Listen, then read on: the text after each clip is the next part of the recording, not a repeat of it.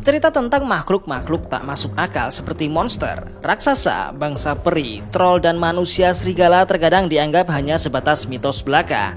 Namun tak jarang juga orang-orang yang percaya jika zaman dahulu terdapat suku-suku aneh dan mereka mengklaim melihatnya sendiri seperti beberapa makhluk yang akan kita bahas kali ini. Berikut ini adalah makhluk-makhluk berwujud aneh yang diklaim benar-benar ada di zaman dulu. Berkepala anjing. Seorang penulis Yunani kuno yang bernama Stesias mengaku pernah menjumpai suku dengan penampilan aneh saat melakukan perjalanan ke India pada abad ke-5 sebelum Masehi. Menurut kesaksiannya, suku tersebut bernama Senosepali dan mereka memiliki kepala menyerupai anjing.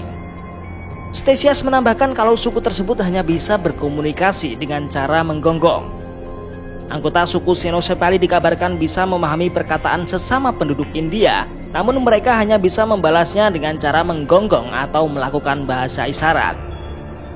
Oleh karena itulah mereka yang ingin berkomunikasi dengan Senosepali harus menggunakan metode komunikasi serupa. Stesias menambahkan kalau Senosepali memiliki populasi yang cukup besar. Ia memperkirakan kalau suku tersebut beranggotakan 120.000 orang dan tinggal di kawasan pegunungan India. Stesias bukanlah satu-satunya orang dari luar India yang mengaku pernah melihat manusia anjing di kawasan tersebut. Penulis asal Cina di masa dinasti Tang juga mengklaim kalau manusia anjing benar-benar hidup di suatu lokasi di dekat Tibet dan mereka dikenal sebagai Supana.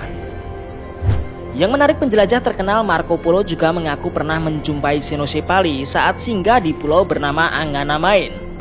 Dalam catatan perjalanannya, Marco Polo menjelaskan kalau semua penduduk pulau Anganamain memiliki kepala menyerupai anjing. Berkaki kambing. Terdapat makhluk mitologi yang digambarkan memiliki tubuh bagian atas layaknya manusia namun berkaki kambing yang disebut satir. Namun menurut sejumlah penulis Romawi dan Yunani kuno, satir bukanlah makhluk mitologi semata tapi benar-benar ada di dunia nyata. Herodotus dan Xenophon adalah dua dari sekian banyak orang yang mengaku pernah melihat kulit satir dengan mata kepala mereka sendiri. Keduanya mengaku pernah melihat kulit satir di suatu kota di dekat sungai Meander. Selain itu, Pliny the Elder juga mengklaim jika satir benar-benar ada. Dalam tulisannya, ia menjelaskan kalau ada kawasan satir yang hidup di bagian barat Ethiopia.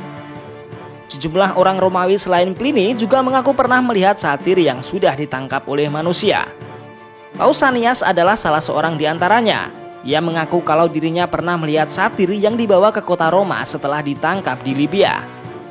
Sementara Plutarch mengaku kalau ia pernah melihat satir yang didatangkan dari Albania. Seorang tentara Romawi bernama Sulla bahkan mengaku pernah menangkap satir saat sedang terlelap. Hingga berabad-abad kemudian, klaim penampakan satir masih tetap bermunculan, namun satir diklaim sudah mengalami kepunahan pada abad keempat. Meskipun demikian, orang-orang yang hidup di masa sesudahnya mengaku masih menjumpai satir dalam kondisi mati dan diawetkan. Saint Jerome misalnya, ia mengaku pernah melihat tubuh satir yang sudah mati dan diawetkan dalam timbunan garam. Wanita berbulu. Pada abad ke-5, seorang pemuka agama Cina yang bernama Huishen melakukan pelayaran ke sebelah timur untuk mencari tahu ada apa di seberang sana. Saat ia kembali ke Cina, ia mengaku menjumpai hal-hal aneh. Hui mengklaim kalau dalam pelayarannya, ia mendarat di suatu tempat yang bernama Fusang. Jika merujuk pada deskripsinya, maka apa yang disebut sebagai Fusang kemungkinan terletak di pantai barat Amerika Utara. Di Fusang, Hui mengaku menjumpai suku yang semua anggotanya berjenis kelamin perempuan. Hui menambahkan kalau suku wanita di Fusang tubuhnya dipenuhi oleh rambut namun memiliki wajah yang cantik. Ia juga mengklaim kalau di suku tersebut tidak ada laki-laki dan kaum perempuannya bisa berkembang biak secara mandiri. Menurut penjelasan Hui, anggota suku tersebut akan berjalan ke dalam air jika ingin berkembang biak. Kemudian sesudah kurang lebih 3 atau 4 bulan, wanita tersebut akan melahirkan bayi. Hui juga mengklaim kalau bayi suku Fusang mendapatkan air susu dari menghisap rambut di leher ibunya. Hui sendiri ternyata bukanlah satu-satunya orang pada masa itu yang pernah menjumpai suku demikian. Seorang astronom India yang bernama Farahami Hira mengaku juga pernah menjumpai suku tersebut. Namun Farahami Hira mengklaim kalau suku tersebut tidaklah tinggal di benua Amerika, melainkan di suatu lokasi di dekat Tibet. Berbeda dengan dua tempat yang disebutkan, dalam tulisan Pliny the Elder ia menggambarkan sekumpulan pulau di lepas pantai Atlantik Afrika yang ia sebut Gorgades.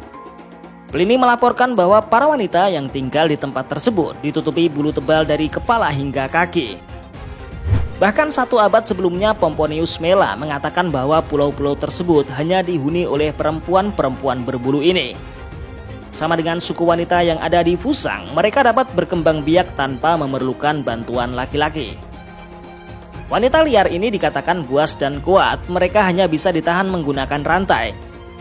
Namun Pliny mencatat bahwa penjelajah Kartagohono lah yang mengunjungi Gorgades. Dan untuk membuktikan bahwa dia pernah melihat orang-orang yang diceritakan ini, dia rupanya membawa kembali 2 kulit wanita tersebut dan menggantungkannya di sebuah kuil di Kartago. Akan tetapi tidak ada bukti yang menunjukkan apakah kulit ini asli, atau makhluk ini mewakili spesies kera yang pernah ditemui para penjelajah tersebut. Itulah tadi makhluk-makhluk berwujud aneh yang diklaim benar-benar ada di zaman dulu.